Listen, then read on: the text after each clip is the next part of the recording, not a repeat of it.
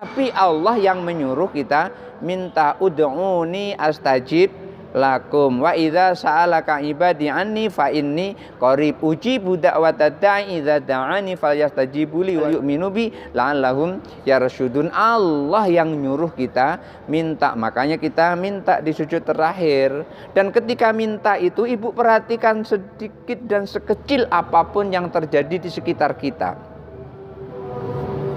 Saya sampai sekarang, Bu, masih jadi guru ngaji. Sampai sekarang masih jadi guru ngaji. Ketika saya sujud terakhir minta tambahan murid, itu besok itu ada aja yang datang satu atau dua, sampai rumah itu penuh sekarang. Rumah itu sampai melimpah ke dapur. Ketika saya minta itu saya ingin menyampaikan bahwasanya ketika kita minta pada saat sholat itu, Allah pasti mengijabah, tapi nggak langsung.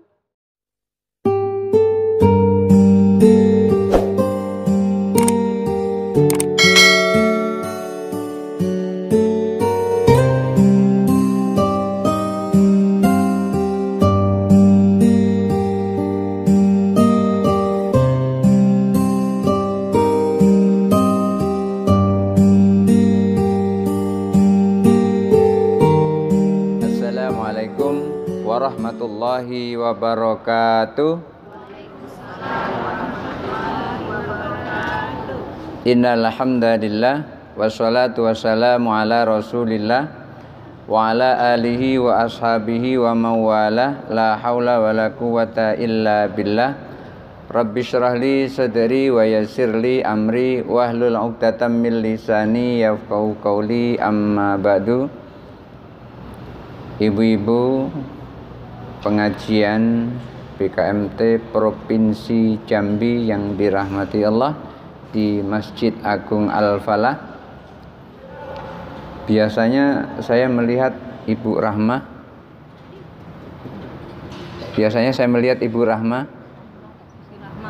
Rahmah. Iya. Bukan Ibu Rahmah yang itu. Ibu Rahmah. Itu Rahmah. Iya, Ibu Rahmah ya. Sitinya Ustaz. Beliau operasi mata sebelah. Oh gitu. Mudah-mudahan dalam keadaan sehat selalu. Itu yang saya harapkan.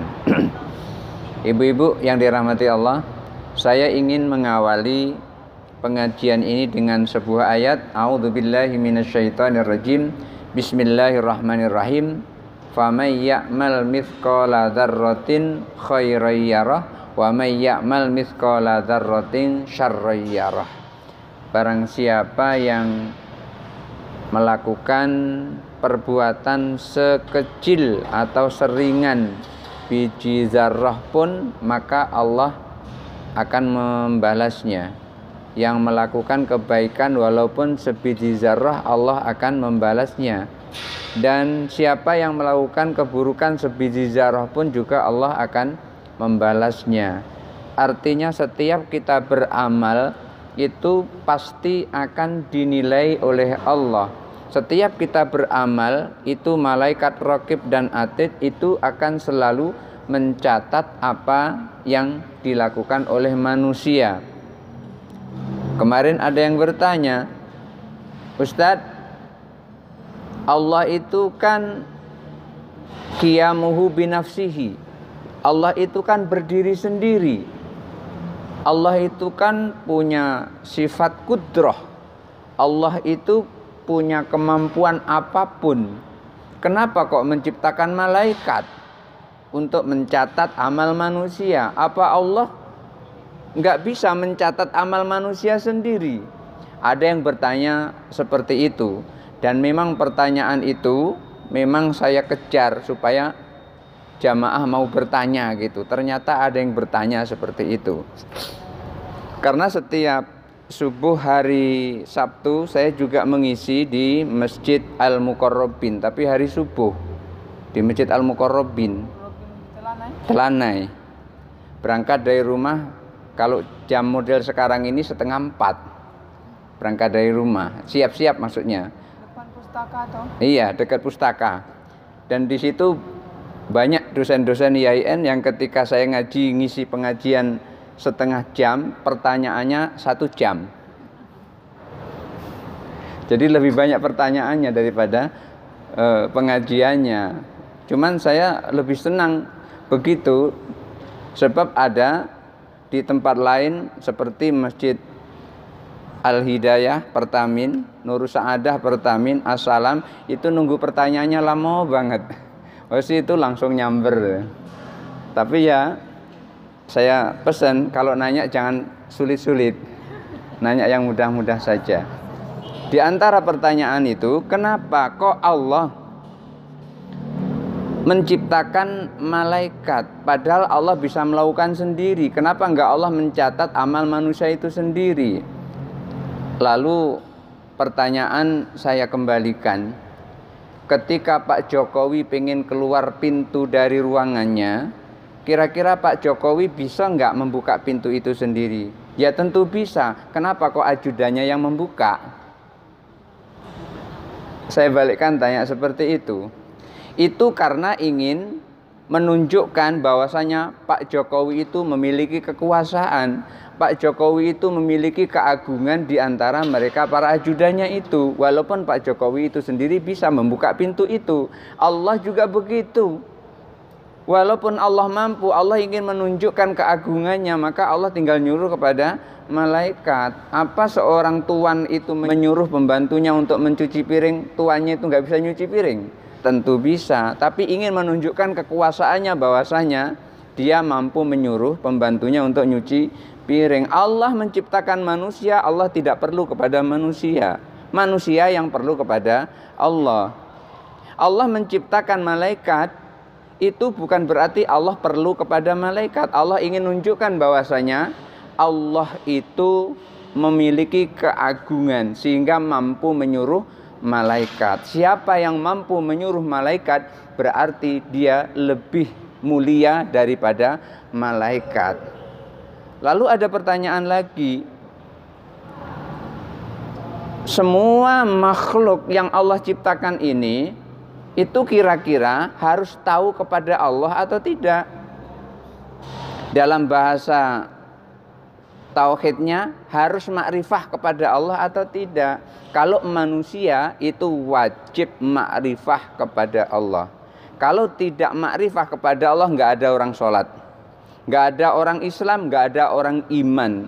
Karena syarat iman, syarat Islam itu harus makrifah kepada Allah. Harus tahu siapa Allah itu. Bagaimana mungkin orang mau sholat yang disembah nggak tahu? Itu sangat tidak mungkin. Lalu pertanyaannya, malaikat itu wajib makrifah juga nggak kepada Allah? Nah itu pertanyaannya. Lalu dijawab oleh Imam Baijuri dengan sebuah ayat, Syahidallahu annahu la ilaha illa huwa wal malaikatu wa ulul ilmi qa'iman bil qis la ilaha illa huwal azizul hakim. Dijawab dengan dalil itu. Allah itu syahidallahu annahu la ilaha illahu. Allah menyaksikan bahwasanya tidak ada Tuhan selain Dia, yaitu Allah. Wal malaikatu, dan malaikat juga menyaksikan bahwasanya tidak ada Tuhan selain Allah.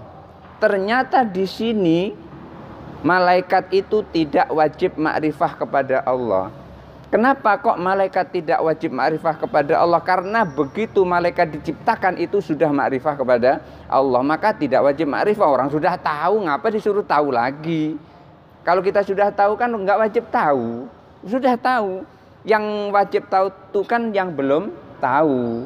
Oleh karena itu, kalau manusia wajib makrifah, tetapi kalau malaikat tidak wajib makrifah. Kenapa? Karena malaikat itu diciptakan disertai dengan makrifah kepada Allah Subhanahu wa ta'ala. Itu dijelaskan di dalam kitab Tuhfatul Murid ala Jauharit Tauhid.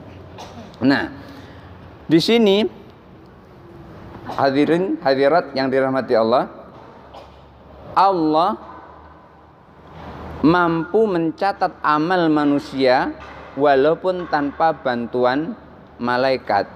Malaikat itu mencatat manusia amal baik maupun amal buruknya itu lantaran disuruh oleh Allah. Allah menyuruh malaikat, bukan Allah tidak mampu, tapi Allah ingin menunjukkan kekuasaannya kepada seluruh makhluk, bahwasanya Allah maha segala-galanya. Maka malaikat pencatat amal baik mencatat amal baik, malaikat pencatat amal buruk akan mencatat amal buruk, dan setiap amal baik dan amal buruk itu pasti akan dipertanggungjawabkan di hadapan Allah. Oleh karena itu, sekecil apapun kebaikan pasti akan diberi balasan oleh Allah, dan sekecil apapun keburukan pasti juga mendapat balasan dari Allah.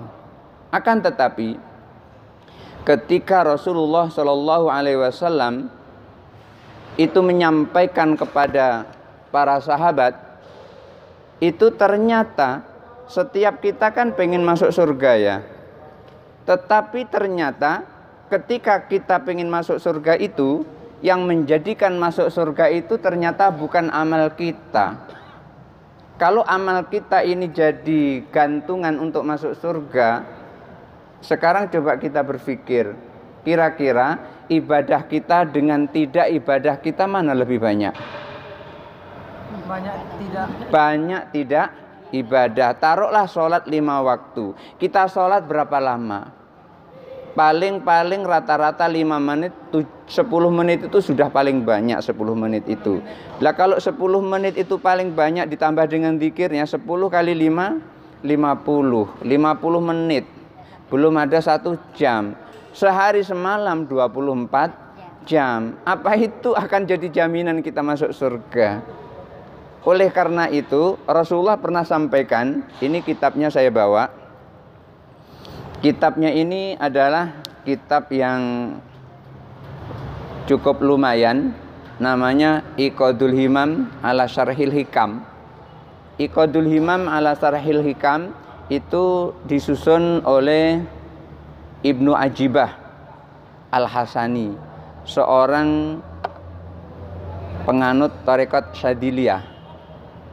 Nah, beliau menyampaikan Rasulullah SAW bersabda, la yadkhula ahadukumul jannata bi'amalihi. Tidak seorang pun di antara kalian masuk surga itu karena amalnya. Kita tidak ada yang masuk surga karena amalnya. Lalu karena disampaikan ini kepada jamaah para sahabat waktu itu, Rasulullah sampaikan tidak seorang pun di antara kalian masuk surga karena amalnya. Lalu ada yang bertanya, qalu, para sahabat bertanya, wala anta ya Rasulullah, apa engkau juga demikian wahai Rasulullah? Engkau tidak masuk surga juga karena amalmu? Kan Rasulullah itu kalau beramal, Masya Allah, sampai lututnya bengkak kalau Rasulullah sholat sunnah itu. Kenapa kok sampai lututnya bengkak? Karena tempat sujudnya nggak halus seperti ini.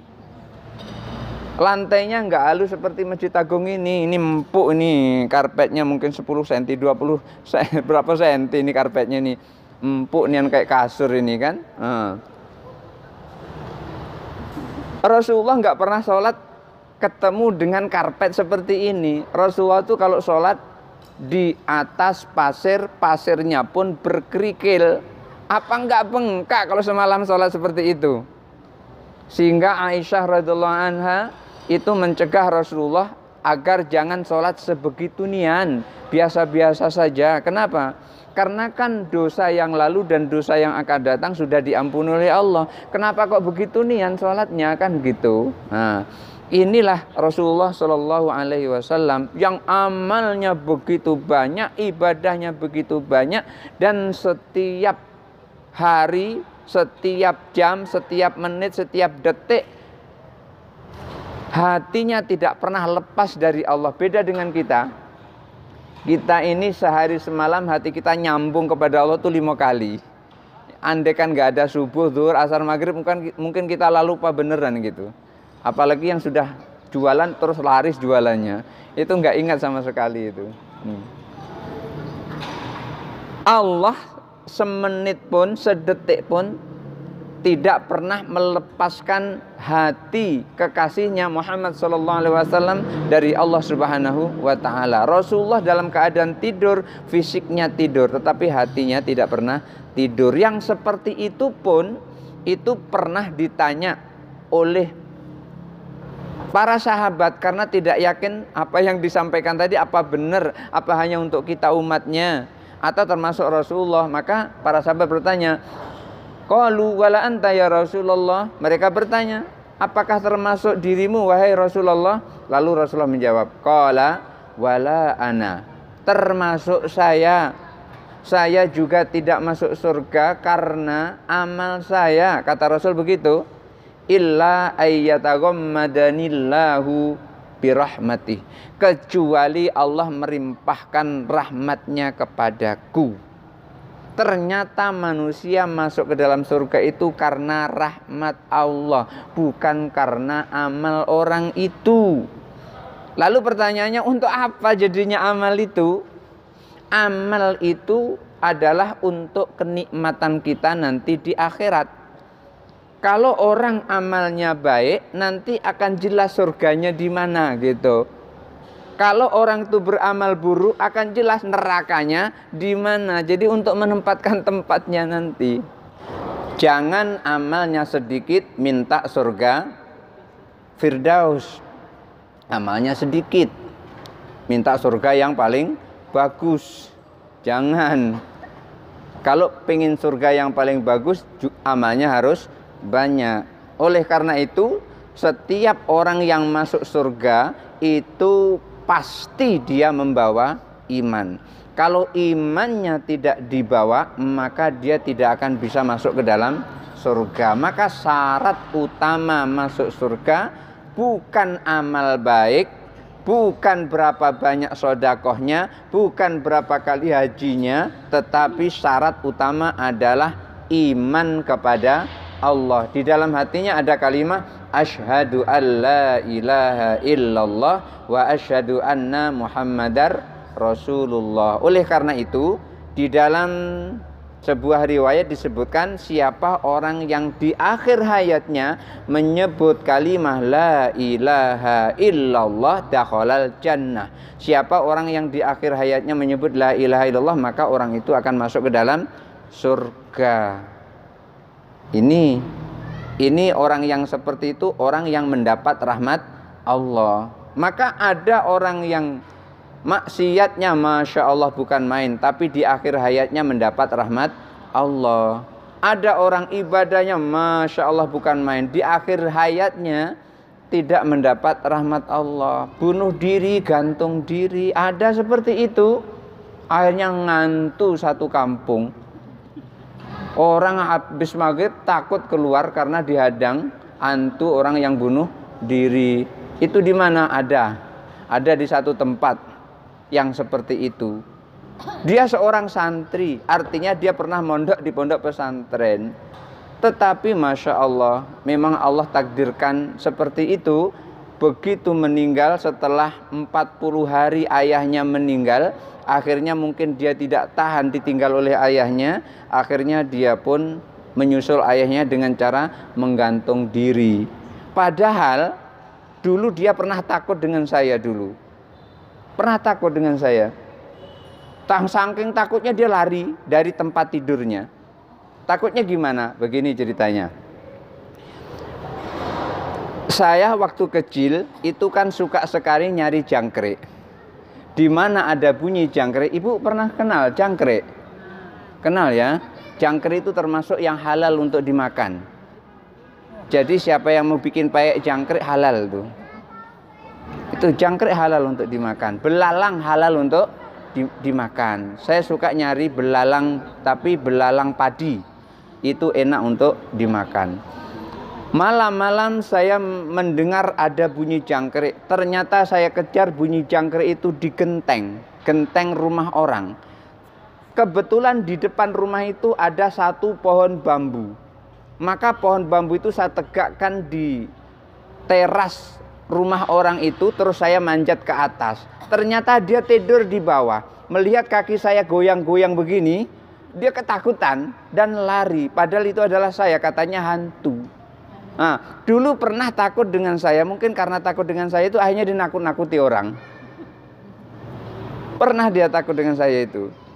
Itu berarti kejadiannya adalah di kampung saya dulu. Dan waktu itu saya masih kurang lebih sekitar kelas 5 atau 6 SD.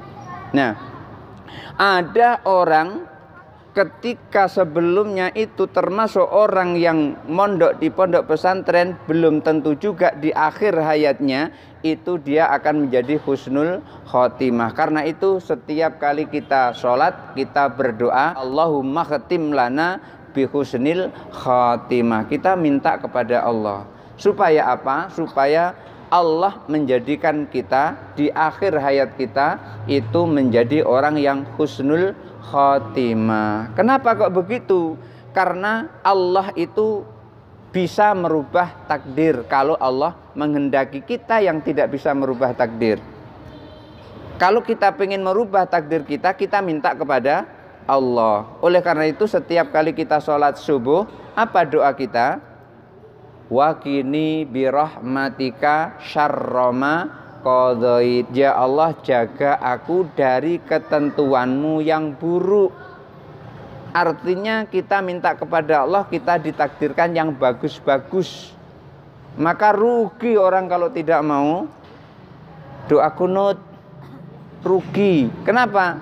Karena di dalam doa kunut itu ada kalimat waqini birahmatika syarrama qadait. Ya Allah, jaga kami dari keburukan ketentuanmu. Artinya kita minta ketentuan yang baik dari Allah. Nah, hadirin ibu-ibu yang dirahmati Allah, orang yang di awal-awalnya itu bagus belum tentu juga di akhir bagus. Orang yang di awal-awal buruk belum tentu juga di akhir buruk. Maka yang paling bagus itu adalah akhirnya. Oleh karena itu kalau kita melakukan kesalahan, kita disuruh oleh Rasulullah wa'atbi'is sayyi'atal hasanata tamhuha, dan ikutilah keburukanmu itu dengan kebaikan. Niscaya keburukan itu akan terhapus dengan kebaikan. Yang penting itu adalah endingnya. Lalu awalnya gimana? Awalnya kalau bisa juga bagus, akhirnya juga bagus. Nah, inilah Allah memasukkan hambanya ke dalam surga itu bukan karena amalnya. Karena kalau karena amal, Masya Allah, amal kita ini nggak sebanding kalau untuk andalan masuk ke dalam surga, nggak sebanding. Masa iya kita sholat cuma 50 menit dalam satu hari satu malam, lalu yang 23 jam 10 menitnya kemana? Nah gitu, 23 jam 10 menitnya kemana itu? Apa itu yang kita andalkan untuk masuk ke dalam surga? Lalu masuk dalam surga kita karena apa? Karena rahmat Allah. Oleh karena itu, orang yang beramal, orang yang melakukan amal baik atau ibadah itu akan menjadikan pegangan kita nanti di akhirat. Mau masuk ke surga yang mana, mau masuk ke neraka yang mana kalau kita melakukan kejahatan atau melakukan dosa yang banyak. Tetapi ingat, ampunan Allah itu lebih luas daripada murkanya Allah. Semurka-murkanya Allah, Allah lebih memiliki keluasan ampunan daripada kemurkaannya. Nah, di sini ibadah yang dilakukan oleh manusia, Imam Nawawi menyebutkan kalau ada orang yang melakukan apapun dan ketika melakukan apapun itu dibarengi dengan niat. Ibu duduk seperti ini, kemudian terus ada niatnya adalah untuk tholabul ilmi, untuk mencari ridha Allah. Niatnya duduk di sini, maka nanti niat itulah yang akan menghantarkan kita pada tujuan niat itu. Tetapi kalau duduk di sini tujuannya adalah untuk istirahat, ya istirahat itulah yang didapat. Oleh karena itu Imam Nawawi Beliau menyampaikan, idza wujidal amalu wa qaranatun niyatu falahu salah satu ahwalin. Kalau ada orang beramal, orang melakukan sesuatu, dan ketika melakukan sesuatu itu dibarengi dengan niat. Ibu duduk seperti ini, ada niat.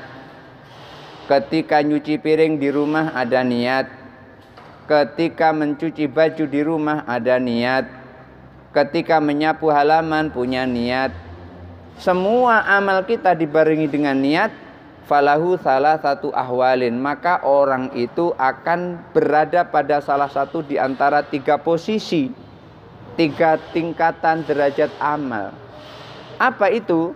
Yang pertama, ayyaf'ala dzalika khaufan minallahi ta'ala. Yang pertama, ia melakukan itu karena takut kepada Allah. Ada orang yang melakukan sesuatu itu karena takut kepada Allah. Ibu sudah sholat zuhur kan? Ada orang sholat zuhur itu karena takut kepada Allah. Kenapa takut? Kalau nggak sholat zuhur takut dimasukkan ke dalam neraka. Kan memang begitu kan? Yang namanya wajib bila dikerjakan mendapat pahala, bila ditinggalkan mendapat dosa. Logikanya orang yang mendapat pahala masuk ke dalam surga, orang yang mendapat dosa masuk ke dalam neraka. Kan logikanya begitu. Logika fikihnya ini maksudnya, logika fikihnya seperti itu. Tapi hidup itu kan tidak berhenti pada fikih. Makanya Mbah Kiai Soleh Darat, mungkin ada yang belum kenal dengan Mbah Kiai Soleh Darat. Mbah Kiai Soleh Darat ini seangkatan dengan Mbah Kiai Khalil Bangkalan, seangkatan dengan Mbah Kiai Nawawi Banten. Siapa Mbah Khalil Bangkalan itu? Gurunya Mbah Yai Hasyim Asy'ari yang pernah megang kepalanya Presiden Soekarno yang masih kecil waktu itu, dipegang oleh Mbah Kiai Khalil.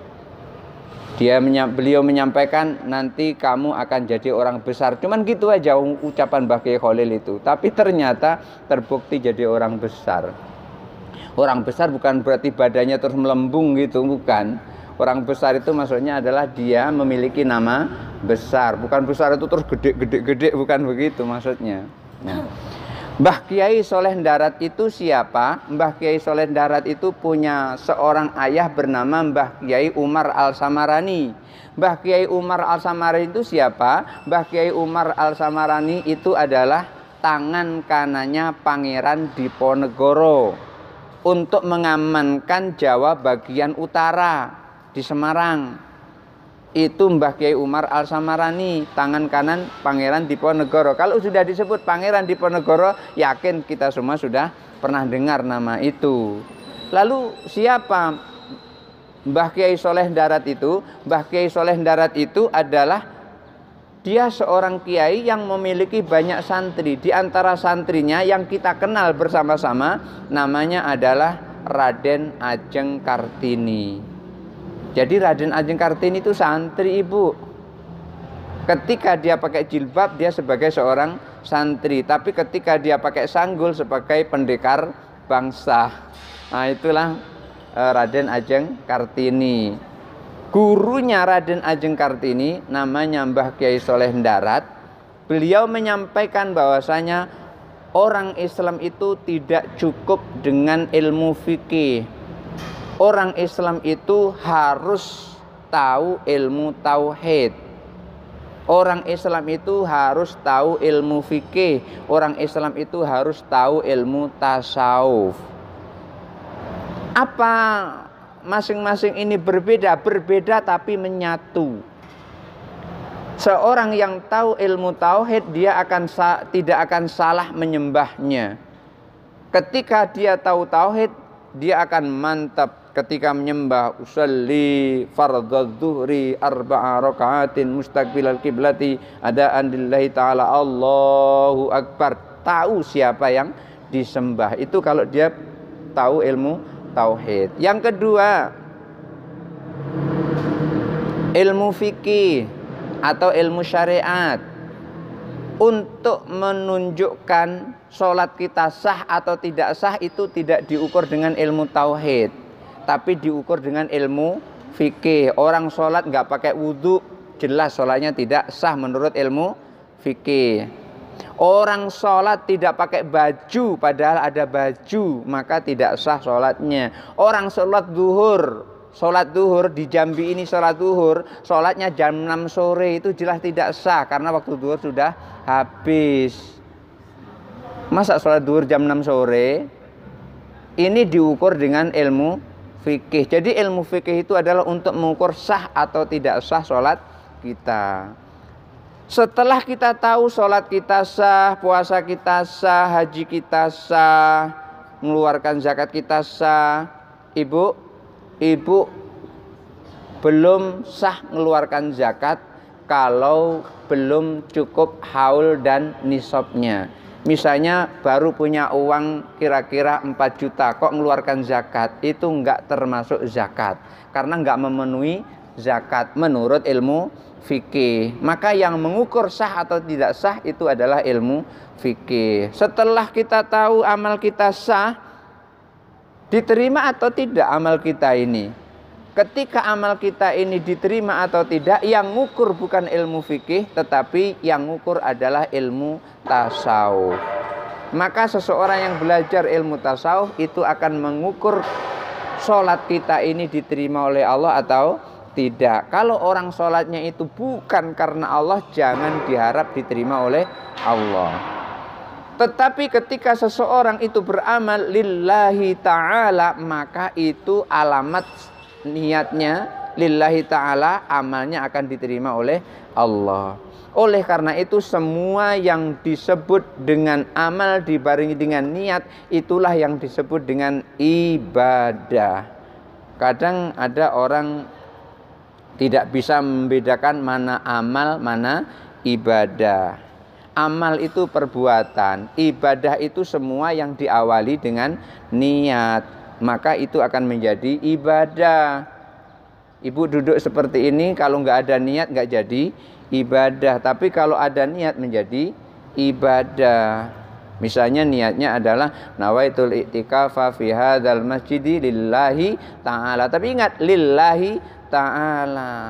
Tapi kalau li ibu Jawanis nggak dapat ibadah. Masa i'tikaf karena ibu Jawanis nggak dapat ibadah yang seperti itu. Yang dapat ibadah adalah lillahi ta'ala. Oleh karena itu Imam Nawawi menyebutkan idza wujidal amalu wa qaranatun niyatu falahu salah satu ahwalin. Kalau ada orang beramal, amalnya dibarengi dengan niat, maka orang itu akan berada di antara 3 tingkatan ini. Fal awwalu ayyaf'ala dzalika khaufan minallahi ta'ala. Yang pertama, ia lakukan itu karena takut kepada Allah. Kalau tidak dia beramal, dia takut nanti dimasukkan ke dalam neraka. Supaya tidak dimasukkan ke dalam neraka, maka sholat, puasa, zakat, naik haji. Naik haji bagi yang mampu. Mampu di sini ada 3. Mampu keamanannya, mampu keuangannya, mampu kesehatannya. Mungkin ada satu lagi, mampu kesempatannya. Barangkali tambah satu lagi. Kenapa?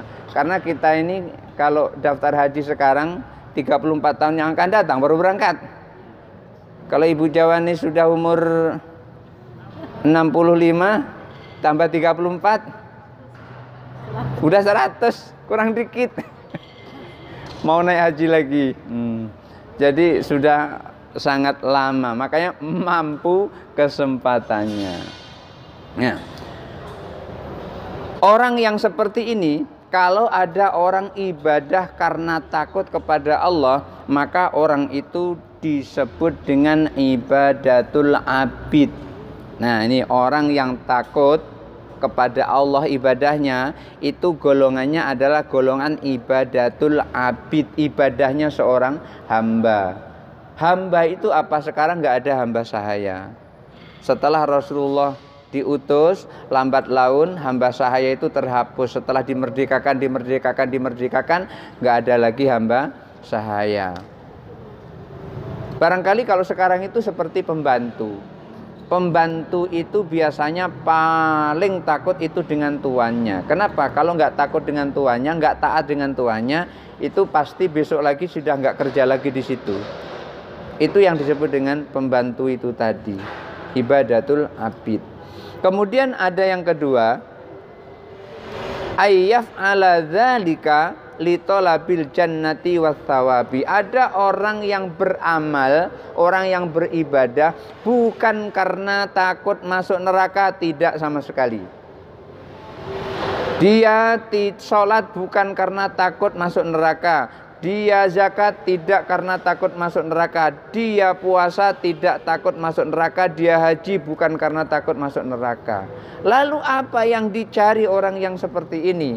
Orang yang seperti ini dicari adalah litolabil jannati wassawabi, mencari surga dan pahala. Jadi sholat karena minta surga, minta pahala. Puasa minta surga, minta pahala. Haji minta surga, minta pahala. Zakat minta surga, minta pahala. Sedekah minta surga, minta pahala. Baik pahala di dunia maupun pahala di akhirat. Ada orang yang seperti itu, ibadahnya karena minta surga, minta pahala. Lalu pertanyaannya, boleh nggak kita beribadah itu minta surga, minta pahala? Boleh. Boleh. Dan itu bagus. Makanya ketika kita sholat, sujud terakhir kita disuruh banyak-banyak berdoa. Baik untuk keperluan dunia maupun untuk keperluan akhirat. Waktu saat sujud terakhir itu, apapun yang kita perlukan kepada Allah, minta di situ. Fayustajabu qabla ayyarfa'a. Maka ia akan diijabah sebelum kepalanya ini diangkat dari tempat sujud. Kalau diijabah belum berarti langsung dikasih, bukan.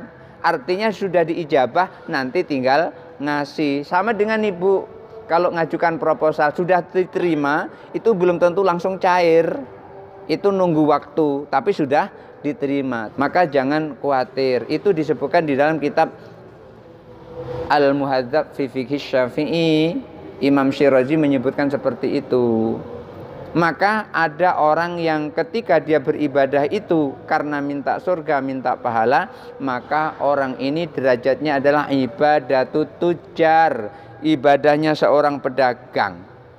Di mana-mana pedagang pasti cari untung, nggak ada satupun pedagang yang cari rugi, semuanya cari untung. Termasuk orang yang ibadah itu mencari untung. Maka ibu kalau sholat, jangan sampai tidak minta sesuatu kepada Allah. Walaupun kita tidak minta Allah kasih, tetapi kita minta. Kenapa? Karena Allah menyuruh kita minta.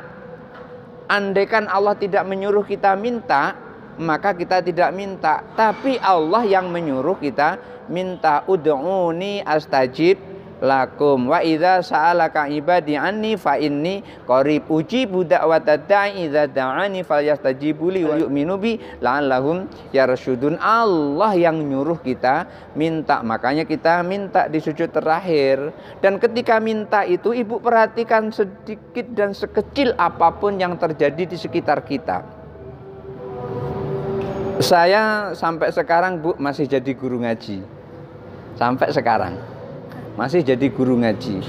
Ketika saya sujud terakhir minta tambahan murid, itu besok itu ada aja yang datang satu atau dua, sampai rumah itu penuh sekarang. Rumah itu sampai melimpah ke dapur.